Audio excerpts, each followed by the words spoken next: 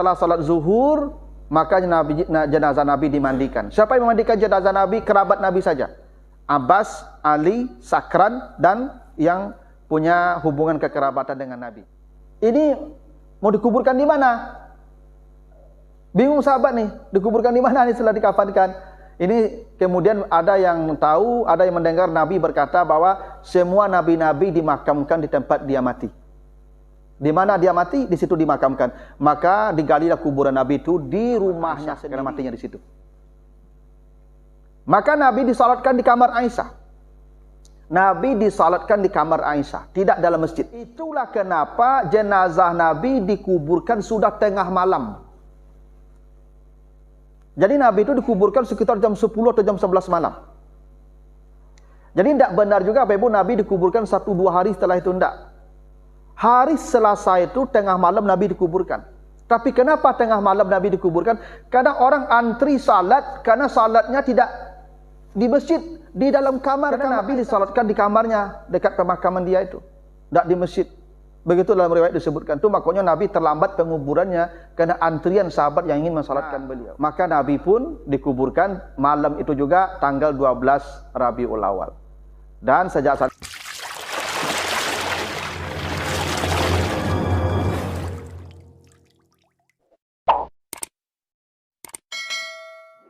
Allah wabarakatuh. Alhamdulillahi rabbil alamin. Assalatu wassalamu ala asrafil anbiya'i wal mursalin wa ala alihi wa ashabihi ajmain. Bapak, ibu-ibu, kaum muslimin, jamaah subuh yang dimuliakan Allah.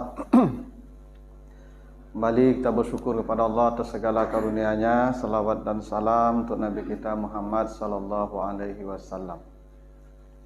Bapak Ibu yang saya muliakan, kita lanjutkan kembali pembahasan kita tentang Sirah Nabawiyah. Yang terakhir kita bahas tentang Haji Wada. Maka pagi ini kita akan bahas peristiwa yang sangat menggoncangkan umat Islam ketika itu, yaitu wafatnya Rasulullah sallallahu alaihi wasallam.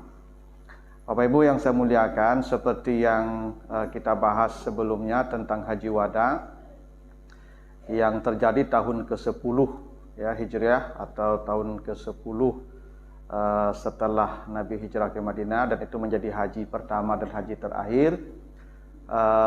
Sepulang dari haji itu bulan ya Muharram, itu kondisi Nabi sudah agak menurun, dan sahabat sudah dapat sinyal beberapa bahwa memang Nabi itu akan segera berpisah dengan mereka. Ketika Nabi berkhutbah di Arafah itu, ketika khutbah wada itu Nabi berkata, dengarlah baik-baik apa yang saya sampaikan, barangkali saya tidak akan bertemu lagi dengan kalian di tempat ini dan setelah tahun ini. Jadi sahabat sudah dapat sinyal bahwa Nabi itu akan segera berangkat. Lalu turun surat Al-Maidah ya, Al-Yauma akmaltu lakum dinakum. Pada hari ini agamamu sudah sempurna. Maka sahabat seperti Abu Bakar menangis. Kenapa? Karena kalau agama sudah sempurna berarti Nabi sudah selesai tugasnya dan pasti akan segera diambil oleh Allah. Sebelumnya juga turun surat An-Nasr yang memerintahkan Nabi bertasbih. Ya, fasabbih bihamdi rabbika wastaghfir. Ya Muhammad, bertasbihlah kamu dan beristighfarlah kamu. Jadi kalau Nabi sudah disuruh istighfar, itu artinya Nabi sudah segera akan diambil oleh Allah. Sepulang dari Haji Wada, Nabi singgah di pemakaman sahabat Uhud ya, yang gugur di perang Uhud. Maka Nabi mengunjungi makam mereka dan Nabi berkata, nahnu insyaallah bikum lahikun. Kami insyaallah akan menyusul kalian, kata Nabi. Dan itu didengar sahabat. Jadi tidak satu sinyal-sinyal yang didapatkan oleh sahabat bahwa Nabi itu akan segera meninggal dunia. Dan ternyata begitu sampai di Madinah di bulan Muharram, itu memang kondisi Nabi sudah mulai menurun dan beliau sudah mulai demam dan sakit-sakitan. Tapi Nabi tidak ada lagi beraktivitas keluar kota Madinah. Tapi Nabi tetap memimpin salat sahabat di Masjid Nabawi. Nah, di bulan Safar itu Nabi mengumpulkan sahabat dalam jumlah yang cukup besar juga untuk menyerang ya, untuk menaklukkan mengambil alih Baitul Maqdis dari tangan Romawi. Ini pasukan kemudian dipimpin oleh seorang sahabat namanya Usamah bin Zaid. Usamah bin Zaid ini usianya baru 19 tahun. Jadi di bawah komando itu ada sahabat-sahabat senior. Ini memancing polemik nih. Masa anak kecil yang belum tahu apa-apa disuruh Nabi jadi panglima perang, namanya Usamah bin Zaid. Kemudian Nabi meyakinkan sahabat bahwa Usamah ini punya kemampuan, dia baik, dia tangguh seperti bapaknya Zaid bin Harisah. Nah, ketika di bulan Safar itulah Nabi merasa sakitnya sudah sangat serius. Dan beliau kemudian mengumpulkan semua istri-istrinya di rumah Maimunah. Ya, beliau kumpulkan seluruh istrinya di rumah Maimunah. Kata beliau, saya sudah merasa berat sekali. Ya, demamnya sudah sangat tinggi. Beliau sudah seperti merasa lelah. Kata beliau ke istrinya, izinkan saya mulai hari ini ya dirawat di rumah Aisyah. Karena istri Nabi itu yang hidup pada masa itu ada sekitar 7 orang. Ya, maka Nabi minta izin agar sejak hari itu Nabi dirawat di rumah Aisyah, dan mereka pun bersepakat ya Nabi dirawat di rumah Aisyah sejak itu bulan Safar itu. Dan ini penting Bapak Ibu bagi orang-orang yang menjalankan sunnah poligami ya. Bapak-bapak kalau ada yang lebih dari satu ini. Jadi kita memang harus adil dalam kismah namanya, dalam pembagian giliran. Jadi malam terus adil Pak. Jadi berapa malam di istri satu, begitu pula di istri dua. Walaupun istri satu ini sudah tua misalnya, tetap malamnya tidak boleh dibedakan. Nah, kalau memang kita ingin lebih ke istri yang lain, harus minta izin dan minta kerelaan istri yang lain. Nah, ini penting, Nabi contohkan begitu. Makanya istri-istri Nabi dikumpulkan, mulai hari ini saya izin dirawat di rumah Aisyah. Dan sahabat dan istri Nabi mengizinkan semua. Dan setelah itu Nabi datang ya bersama beberapa sahabat, datang Nabi ke Masjid Nabawi, kemudian mengumpulkan sahabat. Nabi kemudian berpidato, berkhutbah di Masjid Nabawi di depan para sahabat. Kata Nabi, sepertinya waktu perpisahan sudah dekat. Kata Nabi begitu ya. Saya sudah merasa berat. Sakit saya sudah amat berat. Kalau ada kalian yang pernah saya ambil hak-haknya, maka hari inilah kalian mengambilnya dari saya. Saya mencintai orang-orang yang menuntut haknya dari saya. Bila ada kalian yang dulu pernah saya sakiti, maka hari ini ambillah. Apapun hutang saya, materi atau non materi, sekarang kalian ambil hutang itu dari saya. Dan kata Nabi, saya lebih mencintai mereka yang mengambil hutang. Tapi kalau kalian memaafkan, menghalalkan, itu tentu lebih baik. Tidak ada satupun sahabat yang mengangkat tangan ya, meminta balas, meminta hutang, tidak ada. Maka diceritakan tiba-tiba ada seorang sahabat yang namanya Ukasah ya. Nah, Ukasah itu mengangkat tangan, ya Rasulullah, ya andai ini engkau anggap hutang, maka engkau berhutang kepada saya. Apa itu? Engkau dulu pernah memukul saya dengan cambuk di sebuah peperangan. Ya, oh kata Nabi, betul, itu hutang saya. Baiklah. Maka Nabi menyuruh Ali menjemput cambuknya. Ambillah cambuk itu ke rumah. Maka diambil cambuk itu, lalu kata Nabi nih, Ukasah, ini cambuknya, ambillah hakmu. Ya, ini sahabat jengkelnya Masya Allah Pak, melihat Ukasah ini berani-beraninya minta balas ke Nabi ya. Padahal Nabi sudah sakit, sudah berat sakitnya. Itu Abu Bakar menawarkan diri untuk sebagai pengganti, Nabi tolak. Umar begitu juga, ditolak juga. Ali minta menggantikan Nabi, ditolak juga. Bahkan cucu beliau Hasan dan Husain minta menggantikan kepada kakek beliau, Nabi tidak mau. Saya yang berhutang dan saya yang harus membayarnya. Ini kata Nabi kan begitu ya. Alal yad ma akhazat, hutang dibayar oleh tangan yang berhutang. Makanya Bapak Ibu kalau mati berhutang, hutang tidak wajib dibayarkan oleh anak-anak kita. Tidak wajib. Hutang dibayarkan dengan harta yang berhutang. Saya kalau mati tidak punya harta, hutang banyak, anak-anak saya, bapak saya tidak wajib membayarkan hutang-hutang saya. Tapi kalau mereka mau melunasi hutang saya, selamatlah saya. Tapi mereka tidak wajib membayarkan hutang dengan harta mereka. Kalau saya tidak punya harta, berarti saya berhutang sampai ke akhirat. Andai saya meninggalkan harta, maka dengan harta itulah dibayarkan hutang saya sebelum dibagi menjadi warisan. Itu makanya warisan baru boleh dibagi setelah hutang yang bersangkutan dilunasi. Gitu. Makanya Nabi tidak mau, ya, ketika Abu Bakar menawarkan diri sebagai pengganti, ketika Ali sebagai pengganti, ketika Hasan dan Husain, tidak mau Nabi, karena yang berhutang yang bayar hutang. Baiklah, engkau boleh mengambilnya, kata Nabi. Maka kata Ukasha begini, Rasulullah, dulu engkau mendorong saya dan memukul saya itu dari atas. Nah sekarang saya ingin ke atas pula, engkau turunlah dulu dari mimbar. Nah, ini Ukasha naik pula ke mimbar Nabi itu. Ini sahabat betul-betul jengkel ini mimbar Nabi. Kalau tidak ada Nabi dah, mungkin lah ladiang si Ukasha kayaknya. Ya, luar biasa jengkelnya sahabat dengan Ukasha ketika itu. Ya, ya udahlah, saya naik, engkau naik ke atas, saya turun. Lalu kata Ukasha, ya Rasulullah, dulu ketika engkau memukul saya itu, saya tidak pakai baju. Ya, sekarang engkau sama pula supaya ini ya, ini namanya apa namanya itu ya, adil ya. Engkau tidak pakai baju dulu, engkau tidak pakai baju pula, karena saya tidak pakai baju dulu. Baiklah, kata Nabi, saya buka bajunya. Jadi buka baju Nabi, ya, itu dalam keadaan sakit itu, dibuka baju Nabi. Begitu dibuka, maka Ukasha turun melompat dan merangkul Nabi, memeluk Nabi dan mencium punggung Nabi. Kata Ukasha, ya Rasulullah, siapa yang hendak memukulmu? Saya hanya ingin mendekatkan tubuh saya ke tubuh yang tidak akan dijilat oleh api neraka. Mudah-mudahan tubuh saya tidak dijilat api neraka, karena engkau pernah bersabda begitu. Yang mencium punggungmu tidak akan dijilat oleh api neraka. Itu sahabat itu tangango Pak Ibu. Santiang Ukasha kaya itu ya Pak. Pesawatnya itu, maka dia sahabat minta pula, ya Rasulullah, boleh tak kami mencium punggungmu? Kata Nabi, tidak, ini bagian Ukasha saja. Nah itu ya, riwayat itu menjelaskan bahwa Nabi tidak meninggalkan dunia kecuali semua hutangnya selesai. Nabi kumpulkan semua orang yang pernah dia sakiti, yang pernah dia berhutang kepadanya, hari ini minta. Itu makanya Bapak Ibu tidak boleh mati kalau dalam status kita berhutang. Karena kata Nabi, orang yang mati itu kalau berhutang tidak akan masuk surga walaupun mati syahid. Ya, orang yang mati berhutang tidak akan masuk surga walaupun dia mati syahid. Hutang itu ada dua, ada yang materi sifatnya, ada yang non materi. Bapak Ibu menyakiti perasaan orang itu berhutang namanya ke orang itu. Maka nanti kita cari orang itu kan, kita bayar dengan amal kita atau kita ambil dosa dia, sama dengan berhutang materi. Bapak Ibu kalau berhutang uang, berhutang apa? Ya materi kepada seseorang, tidak dibayar di dunia tidak apa-apa. Nanti di akhirat dibayar, carilah orang itu.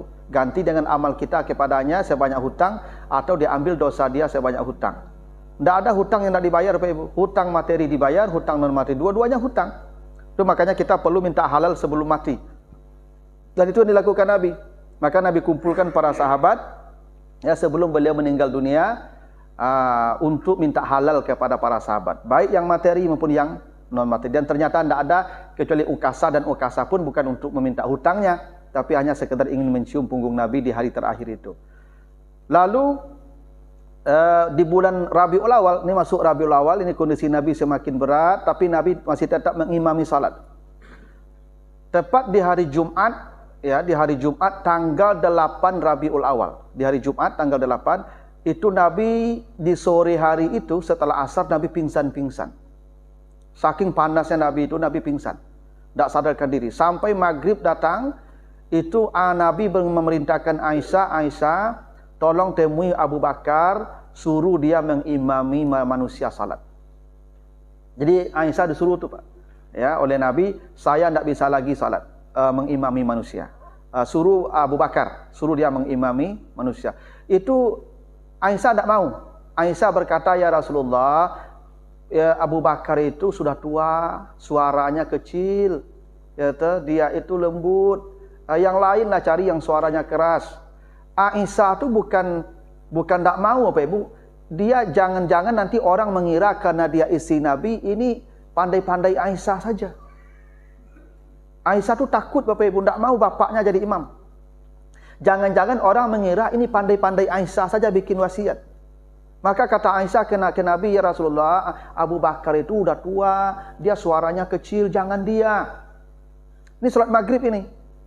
Akhirnya Nabi sadar, tanya lagi, Aisyah, sudah salat ke manusia, sudahkah disuruh Abu Bakar jadi imam? Kata Aisyah, itu dia suaranya kecil, jangan dia ya Rasulullah. Maka Nabi marah, suruh dia. Maka Aisyah pun keluar mencari Abu Bakar, dan sejak hari itu, sejak hari Jumat itu Abu Bakar yang mengimami manusia. Hari Jumat tanggal 8, itu 5 waktu Abu Bakar mengimami manusia, dan Nabi salat di rumah saja, tidak lagi ke masjid. Dan disitulah Aisyah banyak bercerita tentang ibadah Nabi. Salah satu cerita Aisyah, Nabi itu kalau salat duduk. Sejak tanggal 8 tu Nabi salat duduk, tapi kata Aisyah, ra'aitu Nabi SAW yusalli mutarabbian. Saya lihat Nabi itu salatnya duduk bersila di lantai.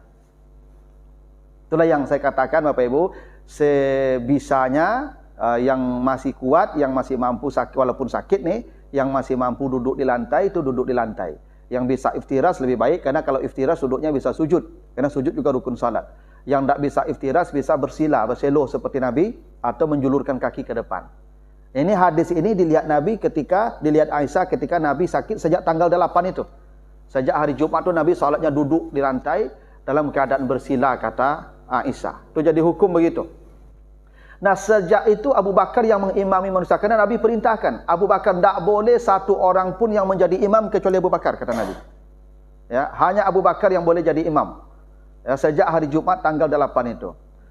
Nah, di subuh hari Selasa tanggal 12, Nabi meninggal tanggal 12 itu. Di subuh hari Selasa itu Nabi sehat. Tiba-tiba saja Nabi ringan, Pak. Sama je sila orang awak Pak Magiagiaro nama ndak. Nabi sehat sepertinya, Pak. Nabi datang, itu Abu Bakar sedang mengimami salat subuh, Nabi masuk ke mihrabnya. Nabi masuk, yang ini Nabi berjalan saja susah. Sekarang Nabi masuk ke mihrab, dan Nabi salat di samping kiri Abu Bakar duduk. Ya, ini Abu Bakar sudah jadi imam nih, salat subuh dah takbiratul ihram. Begitu orang sudah mulai salat takbiratul ihram semua, Nabi masuk. Dan Nabi duduk salat, itu cerita Aisyah, Nabi salat duduk di samping kiri Abu Bakar. Abu Bakar melihat Nabi salat duduk di samping beliau, Abu Bakar nih jadi imam. Maka Abu Bakar mundur ke belakang. Dan Nabi jadi imam. Ini menjadi hukum, Pak. Hukumnya apa? Dalam salat itu boleh cengplis imam dan makmum. Itu boleh, selama belum beda rakaat. Selama masih dalam rakaat pertama. Misalnya Pak, salat surang. Baru takbiratul ihram, tibu ambo kan? Ambo ingin berjamaah aja Pak, ambo tokok kudu apa? Ambo takbir.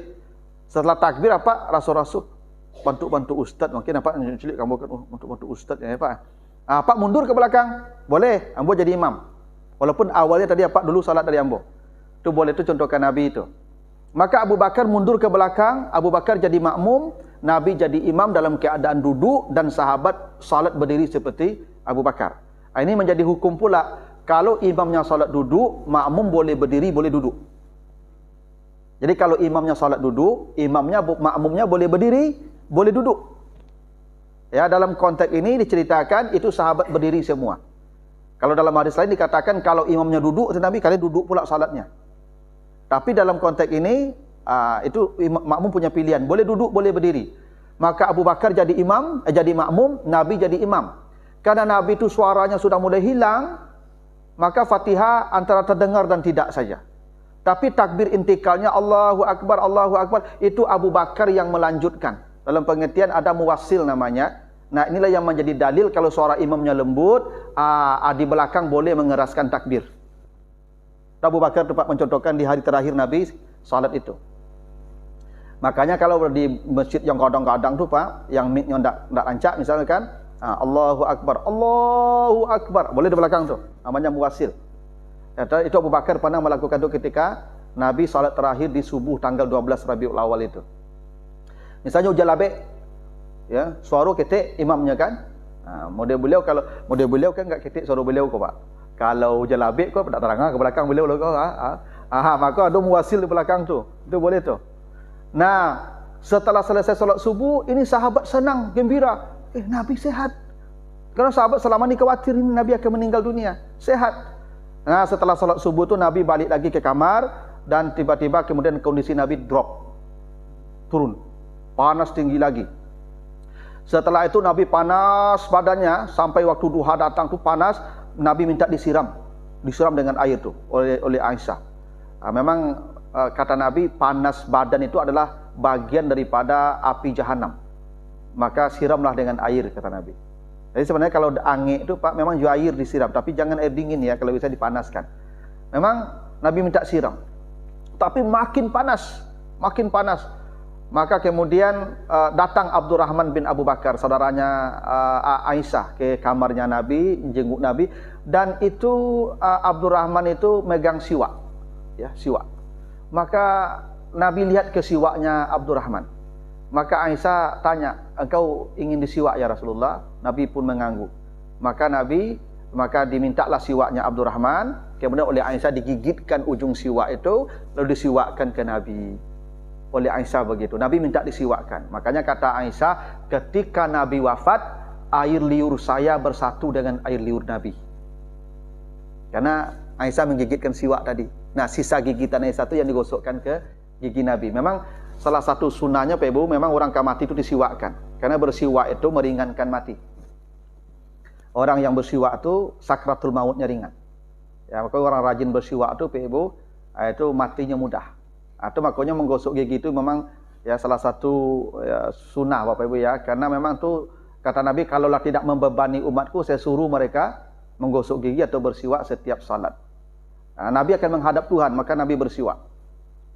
Setelah itu memang kondisi Nabi makin berat. Dan Nabi kemudian berkata, innalil mauti la sakarat. Kematian itu benar-benar sulit. Nah, ada memang yang mengatakan bahwa mati Nabi itu berat, bukan karena Nabi ya tidak bisa matinya ringan karena kekasih Allah. Nabi yang minta.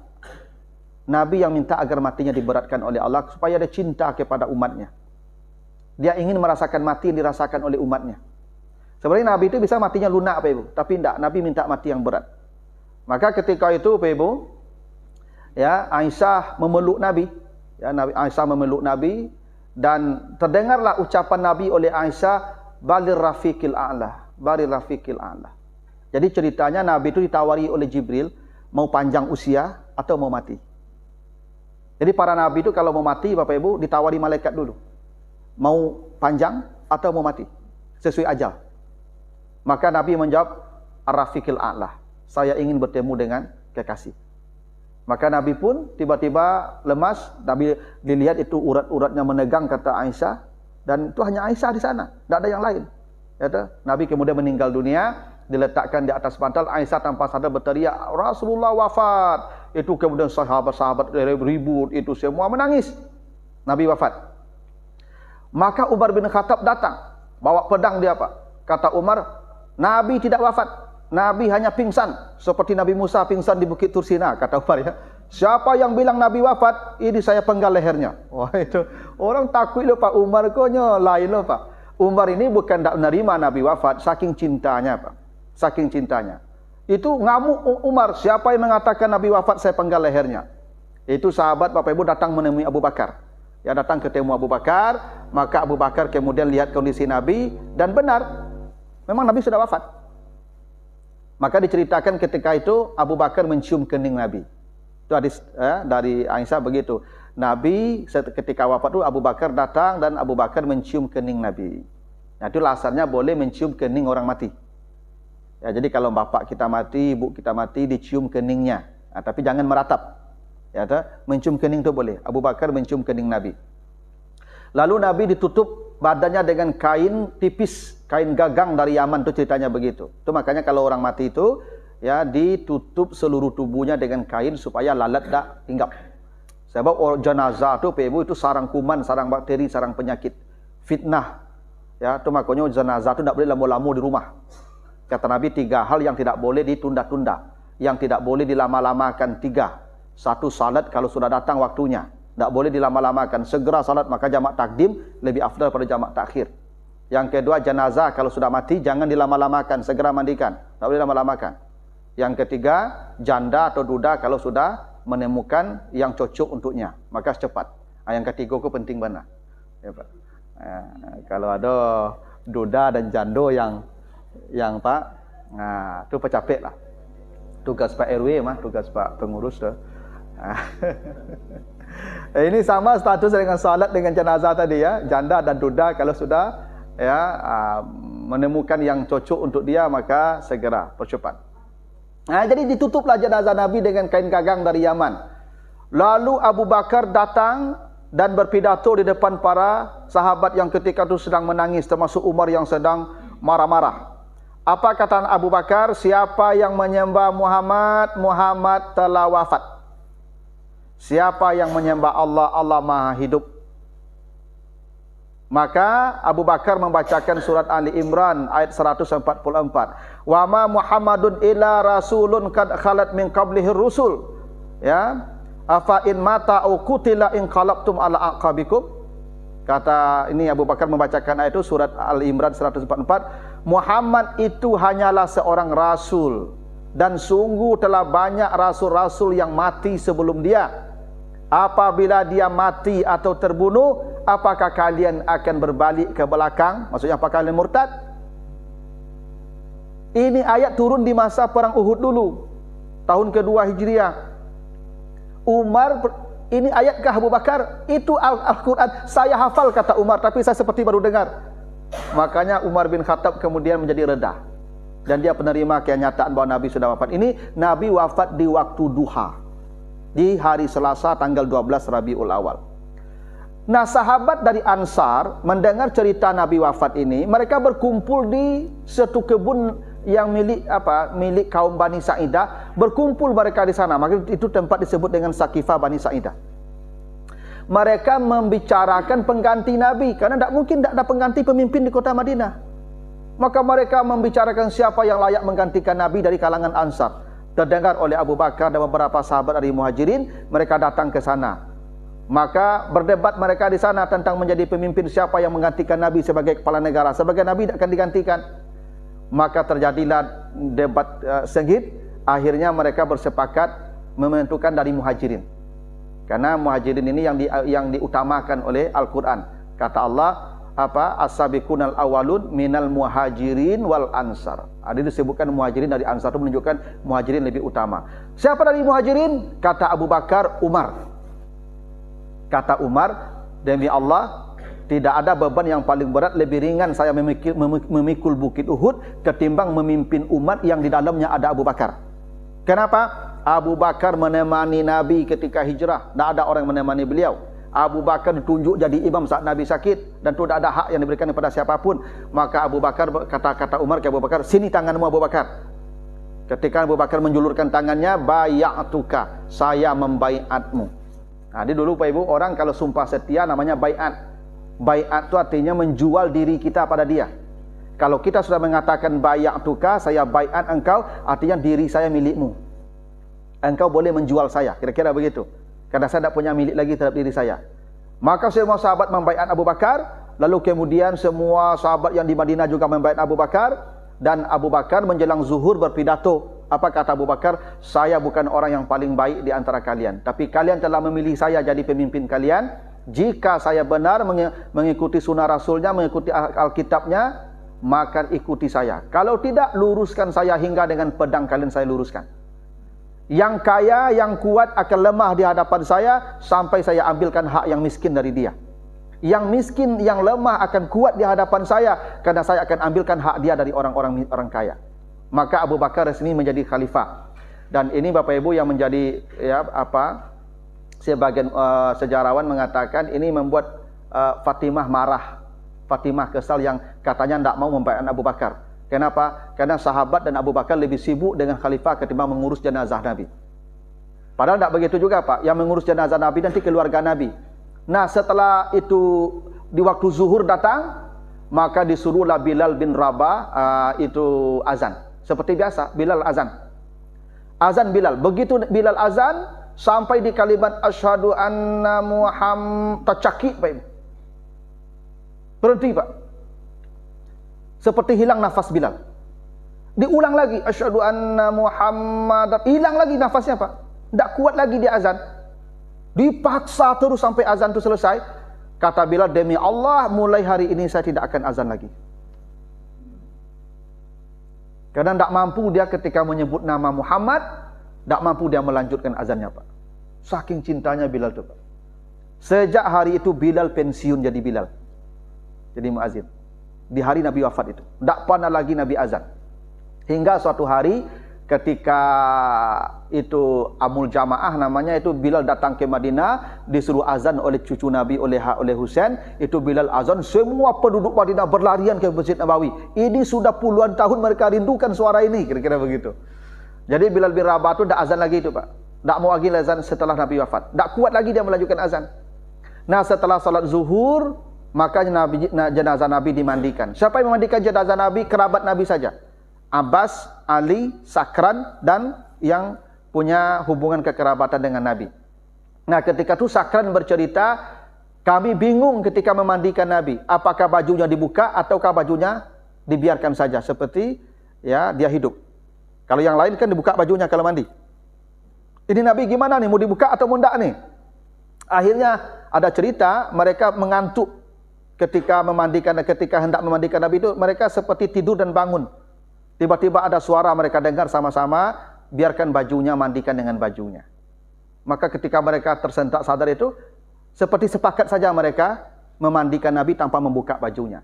Maka dalam hadis itu disebutkan Nabi dimandikan dengan pakaian tanpa dibuka. Sehingga sahabat itu menggosok di atas pakaian saja, tidak menyentuh tubuh Nabi. Nah, itu khusus untuk Nabi saja. Tetapi tidak ada penjelasan apakah Nabi dikafankan dengan dibungkus bajunya atau dibuka bajunya. Itu tidak ada penjelasan. Yang ada penjelasan hadis, Nabi dimandikan menggunakan bajunya tanpa membuka bajunya. Nah, setelah itu ini mau dikuburkan di mana? Bingung sahabat nih, dikuburkan di mana nih setelah dikafankan? Ini kemudian ada yang tahu, ada yang mendengar Nabi berkata bahwa semua nabi-nabi dimakamkan di tempat dia mati. Di mana dia mati, di situ dimakamkan. Maka digalilah kuburan Nabi itu di rumahnya sendiri, di kamar Aisyah, karena matinya di situ. Maka Nabi disalatkan di kamar Aisyah. Nabi disalatkan di kamar Aisyah, tidak dalam masjid. Itulah kenapa jenazah Nabi dikuburkan sudah tengah malam. Jadi Nabi itu dikuburkan sekitar jam 10 atau jam 11 malam. Jadi tidak benar juga Bapak Ibu Nabi dikuburkan 1-2 hari setelah itu, tidak. Hari Selasa itu tengah malam Nabi dikuburkan. Tapi kenapa tengah malam Nabi dikuburkan? Karena orang antri salat, karena salatnya tidak di masjid, di dalam kamar Aisyah itu sempit, kecil. Ya. Itulah kenapa Bapak Ibu salat jenazah itu tidak mesti berjamaah. Kan satu-satu kan. Yang penting kata Nabi, siapa yang mati disalatkan oleh 40 orang Islam, maka diamankan dari azab kubur. Jadi tidak mesti juga. Maksudnya Bapak Ibu kalau sudah salat, nanti dibawa lagi ke sana, salat lagi di sana, tidak apa-apa. Makin banyak mensalatkan makin baik. Karena ada juga orang Bapak Ibu yang kalau sudah salat tidak usah lagi. Kan sudah salat tadi itu. Nabi itu salat, sahabat itu tidak sekalian Bapak Ibu. Itu cicil salatnya sampai tengah malam Nabi disalatkan. Datang ini masuk kamar salat, selesai masuk datang lagi masuk salatkan, dan pergi lagi datang salatkan sampai tengah malam. Karena Nabi disalatkan di kamarnya dekat pemakaman dia itu, tidak di masjid. Begitu dalam riwayat disebutkan. Itu makanya Nabi terlambat penguburannya karena antrian sahabat yang ingin mensalatkan beliau. Nah, kalau kita mesti tidak apa-apa kalau salat berjamaah. Tapi Bapak Ibu, tidak ada halangan orang disalatkan berkali-kali. Ya, itu boleh. Dan Nabi pernah dilakukan begitu. Maka tengah malam itu Nabi dimakamkan dan sahabat pun bingung. Ini dimakamkannya seperti orang Muhajirin dan seperti orang Ansar. Kalau orang Muhajirin pakai lahat, orang Ansar tidak pakai lahat. Ya, nah ini Madinah nih, di Madinah orang tidak pakai lahat. Di Makkah orang pakai lahat. Ya, jadi pakai lahat itu kan sunnah Pak Ibu, tidak wajib. Ya, boleh pakai lahat, boleh tidak. Akhirnya Nabi ya dibikinkan lahatnya dengan menjorok ke bawah. Ya, dibikinkan lahatnya dengan menjorok ke bawah. Begitu dalam riwayat. Tapi Nabi itu pakai lahat. Walaupun orang bisa berbeda, lahatnya menjorok ke arah kiblat atau menjorok ke bawah. Dua-duanya boleh. Lahat itu tidak ada masalah. Yang penting nanti ketika masuk ke dalam lahat itu, jenazah dimiringkan ke kanan ke arah kiblat. Nah, maka Nabi pun dikuburkan malam itu juga tanggal 12 Rabiul Awal. Dan sejak saat itulah Abu Bakar resmi memimpin umat, menggantikan Nabi sebagai pemimpin ya dunia. Kalau sudah Nabi selesai tugasnya sebagai seorang rasul.